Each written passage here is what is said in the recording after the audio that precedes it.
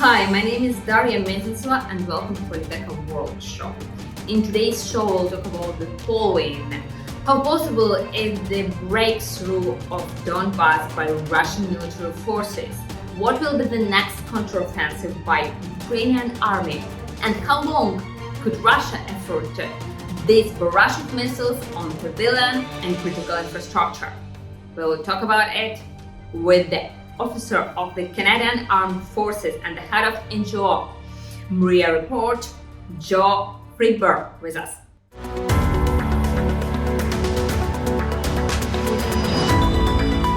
Hi, Joe. Hi there, Daria. How are you? Yeah, I'm okay. I could tell you that as much as possible, Last month, Ukraine showed the success on the battlefield. How do you estimate for now the situation on the front line?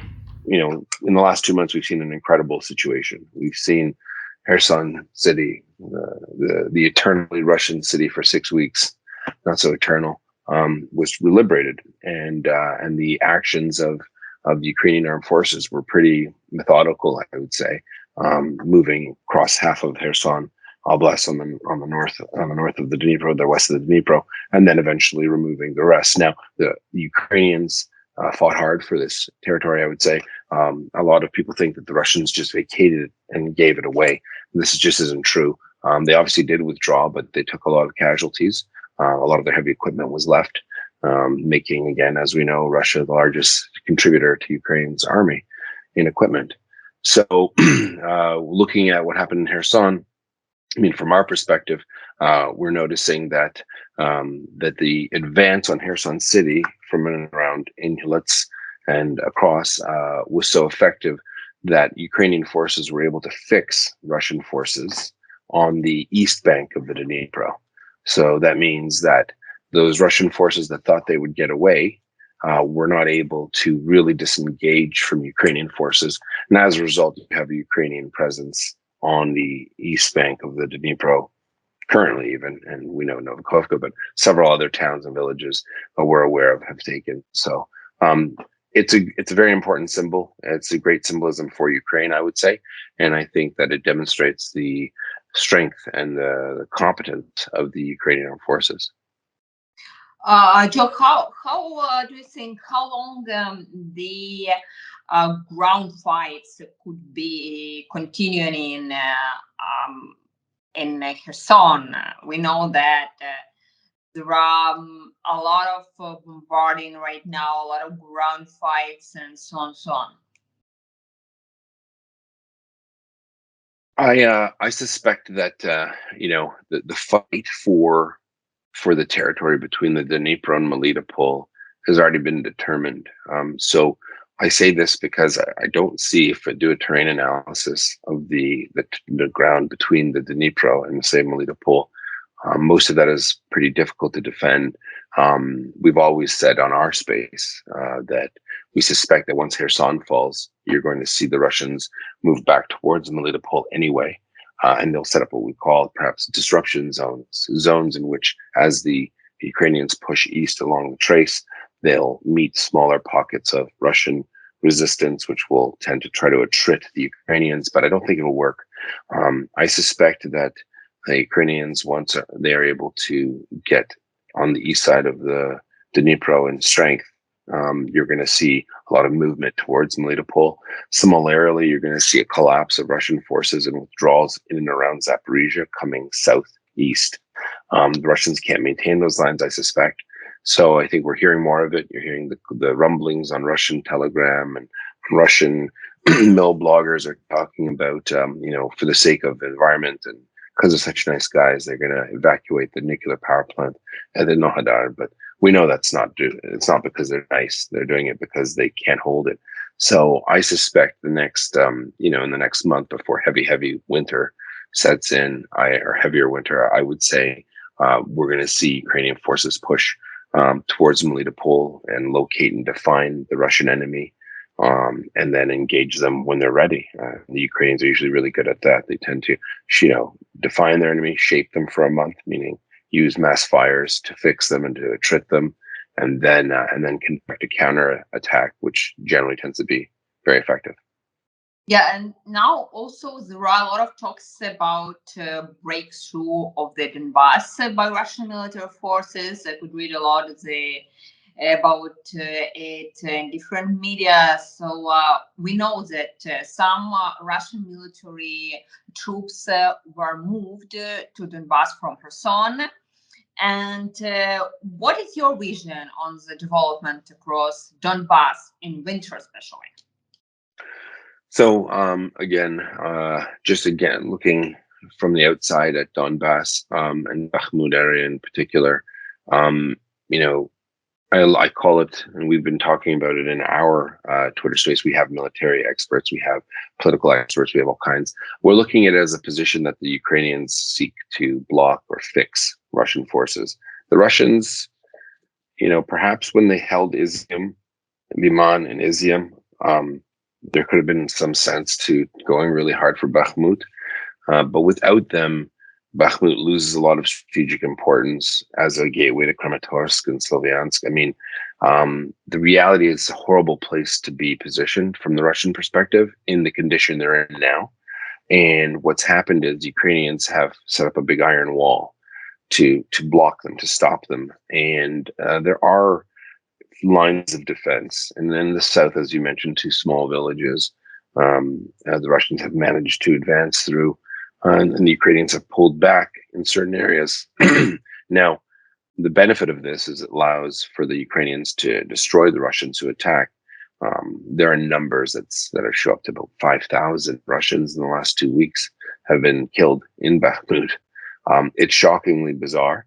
It is, I can't, explain the mind of a madman. I don't know why Putin's really convinced that Bakhmut, it's his Poltava from, the wars from hundreds of years ago. I'm not sure why he's very interested in it. There are a lot of people who think there's some very big interest, but strategically at this point, without that Izium Liman access, Bakhmut doesn't have the importance it used to. One would suggest that the smarter Russian play would be to withdraw to Lysychansk or Severodonetsk and then try to conduct some defense there, because I suspect that when those forces are exhausted at Bakhmut, and we haven't even seen what the Ukrainians can do, frankly. And what I mean by that is there's about 22,000 Ukrainians defending versus 30,000 Russians. They would need, on a good day, 40,000 more troops. They need about 60,000 maybe to do something good there for them, but they don't have that firepower, the manpower. And then we're always forgetting the Ukrainians have other things in reserve. They have other forces. And if the Russians want to spend blood and treasure to take a town that isn't so important right now, then I think the Ukrainians are obliging them. I think the Ukrainian military is saying, hey, we're watching the Russians make a big mistake. We'll just continue letting them make that mistake. Maybe they'll figure it out. Maybe they won't. But I don't see even those losses of those two villages and the southern approaches to Bakhmut as a game changer. It means that the Ukrainians are moving in a different direction. And we've seen this many times. The Ukrainians are very good at conducting land operation in the defensive called the mobile defense or a delay. They're very good at trading time, space for time, so that means they give up some land to buy some time or give up some land to buy security. And so when the Ukrainians are doing that, I would be worried if I was Russian, because I'd wonder why am I able to advance here? In almost every case, we see it's because the Ukrainians want them to. So we'll have to wait and see what happens.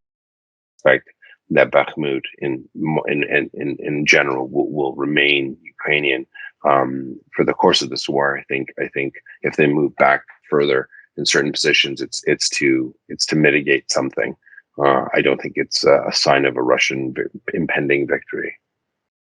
So, Joe, in your point of view, what could be the next successful counteroffensive by Ukrainian military forces? I would look in the south towards, the next one, maybe not the next, but I would say I see Ukrainian forces at some point, say in the next couple of months. I see them in Kharkiv and Luhansk. I see them pushing towards Starobilsk, That's an objective I see. I think the concerns for them are the northern approaches to produce a flank that could help maintain their position in Luhansk, and in the south. I think that once enough Ukrainians are on the right side of the river, and their supply is there, and bridges are rebuilt, you're going to see a huge thrust east towards Melitopol.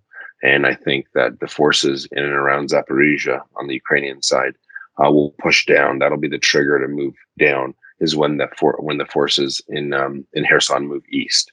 So you're going to see Ukrainian forces coming from the north towards Melitopol, down the Zaporizhzhia salient, and then going from west to east. That'll be a pretty, I think, lightning advance across that terrain. It's very open. And I think they'll roll over those Russian positions. I think Melitopol will be another issue like a Kherson. It'll be a question of stop, artillery, shoot their, there's a deep battle and there's a close battle. So in the deep battle, they're going to have deep fires that will hit all of those Russian resupply coming from the land bridge from Mariupol. And then Melitopol will have problems with resupply, and I think you're going to see a large Ukrainian force act as a guard towards Crimea on those two highways that come on both sides of the Crimea, right? And why? That's to make sure whatever in Crimea right there stays there, and you're going to see Ukrainians position themselves in the end, I'd say, on the north of Donbas, on the west, and on the south, all attacking from three sides. I think that'll be, somewhere in the next few months that we'll see Ukrainian forces in that position. When depends on the Ukrainian army, whenever they want. Yeah, of course. And on also weapons from our partners. It's also a big case. So as we know, much more we could hear from Russian part and from Ukrainian part about leaving of Russian military forces from Zaporizhzhia nuclear power plant. And also we read that maybe Erdogan or Chinese officials push Russia to make this decision. Do you expect such a step back from Russia? Will it lead to major battlefield changes? Yeah, I do actually. So just for your audience, I will say this: there are a lot of people who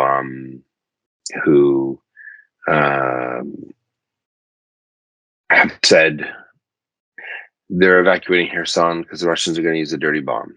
They're going to blow the bridge. They're going to cause a catastrophe. They're going to destroy Zaporizhzhia nuclear power plant. They're going to do this. They're neo-Nazi Jewish presidents. It's a constant cycle of Russian propaganda, and sometimes people, even who support Ukraine, sometimes believe this. Right? What we have to remember is that the Russians have been told, probably quietly, by many of the world's leaders, that if you do this, we will do that. If you think you're going to get away with, destroying a nuclear power plant in the middle of Europe, this will be a major problem for you, right? So I suspect that the Russians would do like nothing better to not worry about the nuclear power plant. My apologies. So what that means is that if any way or any excuse they have to get out of it, I think that they will. When it comes to Turkey or the IAEA, I suspect that Russia will use the latter as an excuse to save the power plant, and it's in their best interest to do so. When it comes to Russians leaving, I think it's a matter of when or how, and I think they're going to want to thin their forces out in that area. So I'm sure it doesn't really matter what excuse they use as long as they leave. I think it's pretty fair to say. Why you think they would like to see their forces out of Zaporizhzhia? Yeah, so it's an awkward position for them to be. I think if they assume rightfully that Ukraine will move across Kherson towards Melitopol, that they're going to have a problem holding on to Zaporizhzhia. It's kind of out of the way, and also it's also a nuclear power plant. And it's fun to talk and insult and say you're going to do this and do that, but when China has told them what's going to go on if they do something stupid with nuclear material, when the West has told Russia what will really happen if they do something stupid with nuclear material, I think the point has been delivered to Putin that he can do a lot of things and get away with it, but there are certain things that will be a red line, and I think it's very clear that dirty bombs, nuclear material. I think, as an outsider looking in, I think that he knows and he's been told, if you play that game, you heard General Ben Hodges has said many times that he believes that Mr. Putin's been told, use something nuclear and the Black Sea Fleet gets sunk. Every Russian asset in Ukraine gets destroyed by the United States, by NATO. This was a former commanding general of U.S. forces in Europe and Africa. So he probably would be aware of the contingency plans that are in place should Russia do something incredibly irrational. So having said that, if the Russians had seen success and if the Russians felt they were going to make pushes towards Zaporizhzhia or towards Odessa, then they would have not left. They would have stayed. But their territory is shrinking. The risk involved of having troops at a nuclear power plant are greatly increased, and I think they see the writing on the wall to some extent. So I think that's why they'd leave. Not worth it for them in the end. Yeah, and could it be the decision of the head of each or other military forces, or it could be the decision on the place? Oh, it's definitely. I think this would be a very high level decision. I think they realize that they just can't do anything there, and it's definitely not a local area commander thought. It's definitely has to do with being told. This is probably a General Surovikin's decision with Putin. Maybe he's told Putin that he'll come back there. Don't worry, we're just going to Melitopol for the winter. We'll be back to conquer everywhere. It's not. They don't have the troops for it. They don't, and they're not coming back. I don't suspect. But I think that's the story he's telling Putin. Mm-hmm. Yeah, and one more thing I would like to talk with you is about some urges by Ukrainian officials, and they tell that if NATO countries do not start to ramp up military production, Ukraine will not able to win at all. So, what do you make of such statement? Is it only in power of NATO to supply the weapons? Because as we know, many our partners blame, for example, Europe, that they don't supply us enough of weapon. And one more thing is about Ukraine. Ukraine is also able to start some military production, as I know, but we haven't done it. So on which part are you? Well, I'm not a procurement expert or ammunition expert by any stretch of the imagination. But I think, and that this is more of a political decision, so I can only comment that perhaps those who have to figure out with those who need how to get those products there. The United States of America is obviously the biggest contributor to Ukraine's defense right now. NATO, other countries are very supportive. Other countries are supportive but don't have much material. Some countries who have more could give more but don't. I don't want to get into all of those issues. I think it's fair to say that where there's a will, there's a way, said Michael Landon. Little house reference. So I think there has to be obviously those logistics people in the Ukrainian military and those in NATO and the United States have a big task ahead of them. I will say this: I don't think anything the Americans can do is, I think anything that they've planned for, they haven't planned not make more of something. So, in other words, if they have a particular weapon, I'm sure they can scale out the production of ammunition. I'm sure it's part of their tender process with companies. So I suspect that I don't think that'll be a factor that will change the outcome. Like, it would have changed the outcome of the war if they didn't have it, but I doubt that that those who are responsible will, not step up and not provide the, what's required.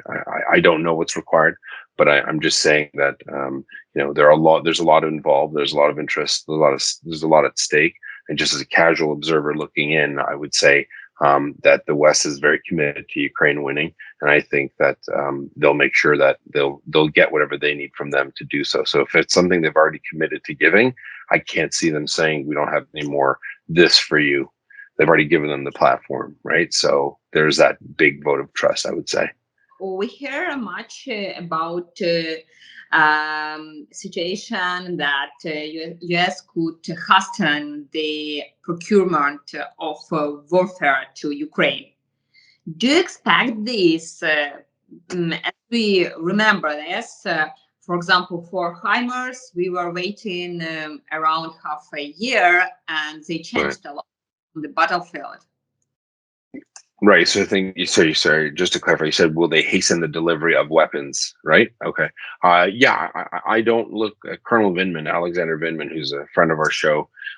He wrote an article in Foreign Policy, and he said he noticed that there was this incremental gifting of weapons to Ukraine. First, it was protective gear, then it was anti-armor, then it was manpads and stingers, then it was a little heavier duty stuff, then it was M777s, then it was HIMARS and Gimlers and HIMARS. He lamented the delivery because he said that we should have done this more upfront. I'm not a politician. I don't get into that stuff, but I could say from observing from the outside with my background, I would say those weapons take time. The platforms take time to learn. Those people have to get trained. Whatever, I can't comment on the timing, but I will say this: the Ukrainians have clearly learned how to use these weapons perfectly and very well, and to use them to great effect. One of our colleagues and one of our contributors to the Mriya Report is actually an artillery ranger, artillery officer who's a ranger from the United States, and he's quite good at the artillery thing. And he says he watches the Ukrainians. He's been giving play-by-play on the Ukrainians, and he said they use them better than we do. That's how fast they are. So it's very impressive to see the Ukrainians be so just adaptive, and they grab these new things and they just do so well with it. So look, obviously Ukraine needs everything it needs to fight this battle and win. If we talk about the last news, we know that U.S. unexpectedly deployed the 2nd Brigade of the 101st Airborne Division near the border of Ukraine in Romania. So it was the first time for the last 80 years. How do you measure such actions by USA? Well, these are really above my pay grade, but I would say I think it's a very strong signal that the United States is sending Russia. I think, if you remember, there were talks of dirty bombs in Kherson, right? There were talks of the Russian, dirty bombs, nuclear power plants. I think it's a very, I think it's a calculated move to demonstrate to Russia that it could have been an insurance policy. I'm not sure. I don't think it meant that the Americans were off to do something, but definitely the NATO allies seem to be scared for obvious reasons, right? Moldova situation with Romania. So Romania, obviously a NATO member, has concerns about Moldova and Transnistria. You have Baltic countries concerned about Russian behavior in Belarus. So there's all these things. So I think it's a very, very common sense, logical, defensive posture that the Americans undertook by placing those troops from the 101. Yeah, and what do you think? Could we expect some tensions between Russia and NATO military alliance? I don't. I think we've seen all the tension we're going to see. I'm not sure how much more tension there could be, but I don't think just by judging by Russia's irrational conduct and their commission of these troops towards Ukraine, I think it's obvious to everyone, and hopefully your listeners, that Russia's not afraid of NATO. They're not afraid of anything from NATO, because if they were, they wouldn't have spent everything in Ukraine. Because as it stands, I said it on the report, Finnish border guards could probably invade Russia and take St. Petersburg, because there's nothing there defending it anymore. Why? Because they're all either fighting in Ukraine or dead. That's obviously a joke. But what I'm saying is that the posture that Russia has throughout all of Russia is greatly reduced and diminished. There are thousands and thousands of calibers, Iskanders, and other precision-guided munitions don't exist anymore because they've been attacking civilians in Ukraine. If they were so afraid of NATO, you would see mass amounts of Russian forces facing off in the Baltics or in Belarus towards Poland, right? Or you would see a strategic reserve of thousands of missiles that would be waiting to attack NATO forces that entered Russia. But they're not afraid of NATO because NATO is obviously not interested in invading Russia, never was. So the Russians know there's tension, but it's tension they create. I suspect the tension they create along their borders dictates what the NATO countries will do, and that's what's happened. You've seen Russia threaten to destabilize Romania through their talking heads, Simonian and what is his name, Soloviev, right? So they put them on and they send these messages. We'll take Poland, we'll take Berlin, we'll take Croatia, everywhere they're going to take. But they're the ones that ratchet up the pressure, and it's cooler heads in the West that lower the temperature usually. I don't see anything that the Russians could do that could make things worse, to be honest with you. Yeah, and also experts urge that Russia has deployed a real air bridge to China, and there were even some videos of aircraft of the Russian company to China. So, to what conclusions do these developments bring out? Well, I mean, yeah, there's an air bridge to China. I guess that's what you can conclude. But the question is, what are the Chinese giving? What are the Russians having to pay for it? There's no doubt they've declared their eternal friendship. We've had this discussion before. Does it mean that Russia will skirt sanction? Of course, but nothing can compensate for the loss of products and material and technology that the West, through NATO, European Union, and the United States have done to cut Russia off. China can't fill that gap. I mean, there will be a time where, Russian planes won't be able to fly very far or at all. Industry, you go into any Russian factory, all the equipment's got German writing on it for a reason. It's made in Germany, right? They can't get that from China, right? So they'll be able to smuggle certain parts, just like North Korea is able to smuggle certain parts, but you can't run an economy like China, like Russia before the war, and expect it to maintain the same levels of production and quality. So it's a stopgap measure for Russia, but it'll never really. It would take 50 years maybe to change their whole system, and I don't even think, well, maybe 30, 50 years, but I don't see it happening. Mm-hmm. But do you see it dangerous that China will start to assist military Russia? Oh, I don't think they'll assist militarily. No. I don't think so. I think people are quite. Everyone knows that, that Russia is losing. Russia knows Russia is losing.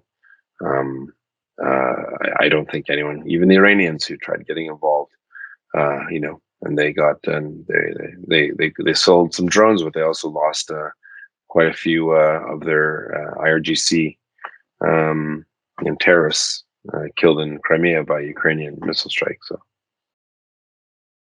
Yeah, and the last but not the least, The Economist published an article about three scenarios of finishing, of ending the war in Ukraine. So the first is not good for Ukraine, Russia's nation's victory from the jaws of defeat. The second is stalemate.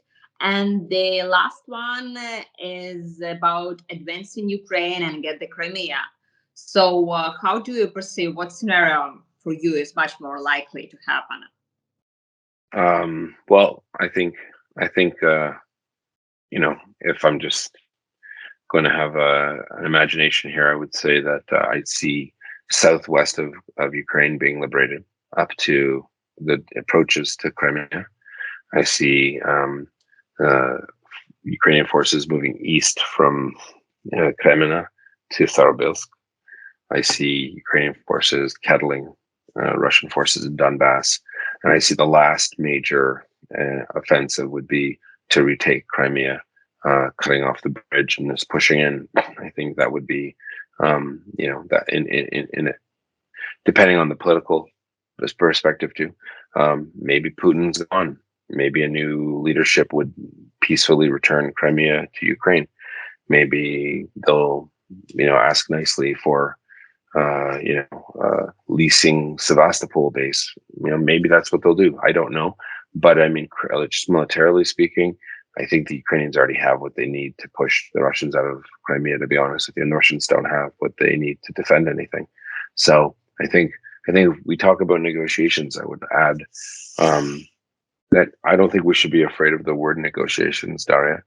I think negotiations should be discussed. How long will Russia pay reparations to Ukraine? How big will the demilitarized zone on the Russian side of the border be? 50 kilometers, 75 kilometers? So how long will Russians not be allowed to have tanks near the border of Ukraine? 10 years, 20, 50? So the Russians talk about negotiations, about keeping parts of Ukraine. I think the Ukrainians should take the ball over to them and say, we're not talking about us anymore. It's you that have to be, will there be a demilitarized zone? Will it be manned by United Nations peacekeepers on the Russian side, not on the Ukrainian side? Or should it be manned by EU peacekeepers or NATO peacekeepers? So I think we should adopt that perspective of having negotiations, or Ukraine having negotiations with Russia, and Ukrainians have every right to be quite demanding, because it's the Russians that initiated this illegal invasion, conducted a genocide, still are conducting a genocide. For posterity, to our listeners, where we didn't know if we'd have this conversation, because Russia was intending to launch, hundreds of cruise missiles to destroy your ability to talk to me just by cutting off electricity. And that's the crazy thing. I'm sitting here in Canada, and I'm pretty comfortable. I have to talk a little quietly because the kids are sleeping. But that's what Russia's doing. They're conducting a genocide, just in their nature, their actions. They're ignoring the laws of armed conflict, but they're terrorizing 40 million people every day. So I think the world needs to recognize that when we talk about negotiations, you have to negotiate. What will Russia do to make this better once this war is won? Yeah, I could feel it, because it's crew in my region, and but don't you think that these negotiations now are taking place, for example, behind closed doors? No, I don't think there's any negotiation going on. I think the Russians might be talking to other people, but they're not anywhere near at the same point where they need to be. So we're not seeing Russians understand that they're not going to be in Ukraine. A lot of these talks center on, going to Turkey, going to other countries, and saying, "Well, we're going to keep Donbas for sure." You're not. They're not there yet, right? I mean, Ukrainians aren't going to tolerate it, and the West fully supports that. Donbas is Ukrainian, Crimea is Ukraine. That's it. So I think that the Russians are desperate to destroy Ukrainian infrastructure today.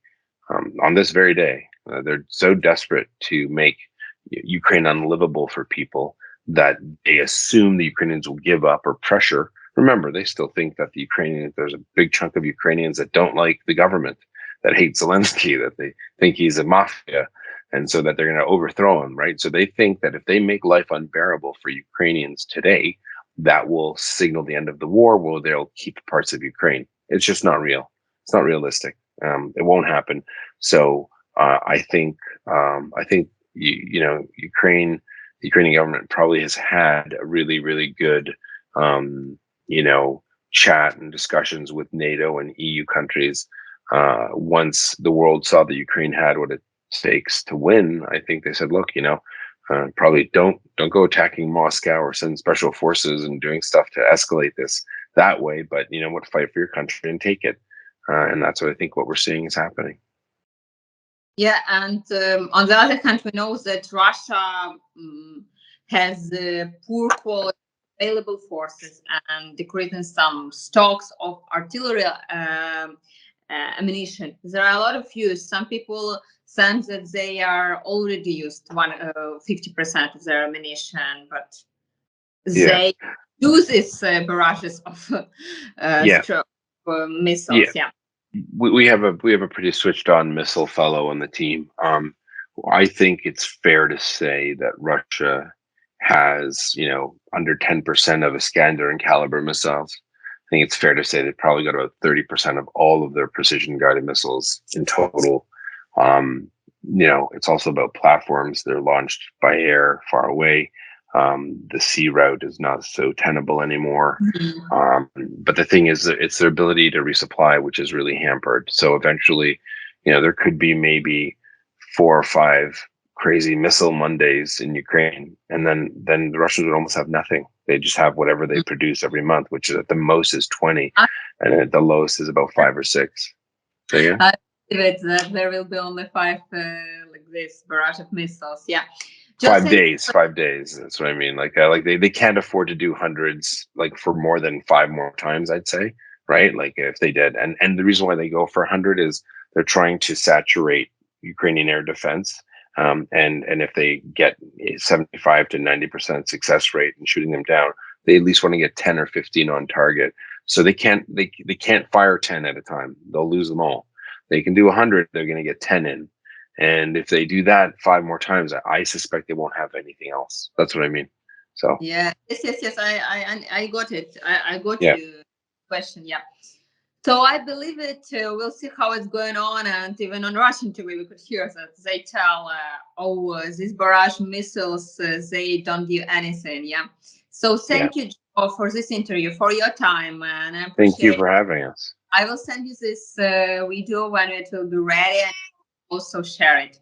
Yeah, and now I understand that you need to go. Yeah, no, I'm good. The kids aren't up, just the cat. Yeah. Thank you so much, and please do come by Mriya Report. I'll send you the link, and we'll see you there. Yeah, thank you very much.